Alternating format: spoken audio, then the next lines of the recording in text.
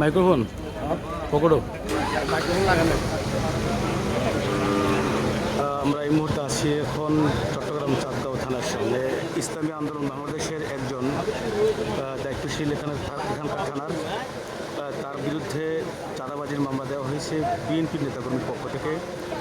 ঘটনাটি ঘটেছে যে গত রমজানে তিনি একটি চাঁদাবাজির প্রতিবাদ করার কারণে বিএনপির নেতাকর্মীরা একত্র হয়ে তার নামে মিথ্যা মামলা দিয়ে চট্টগ্রাম চাঁদগাঁও থানায় তাকে অ্যারেস্ট করিয়ে দেওয়া হয়েছে। আপনারা জানেন সকলে যে বিএনপির নেতাকর্মীরা কী করে আর ইসলামী আন্দোলন বাংলাদেশের নেতাকর্মীরা তাদের চরিত্র কেমন। তো ইসলামী আন্দোলনের নেতাকর্মীরা সবসময় অন্যায়ের প্রতিবাদ করে আসছে। ইসলামী আন্দোলন সবসময় ন্যায়ের পক্ষে কাজ করে, অন্যায়ের প্রতিবাদ করে।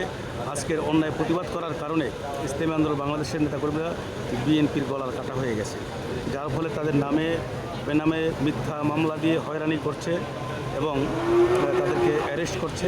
তো আমরা আমাদের দাবি থাকবে ইনশাআল্লাহ আপনারা সকলে আমাদের অবশ্যই পক্ষে থাকবেন, ইসলামী আন্দোলন বাংলাদেশের পক্ষে থাকবেন। সবাই ভালো থাকবেন, ভিডিওটি অবশ্যই শেয়ার করে দেবেন। আসসালামু আলাইকুম।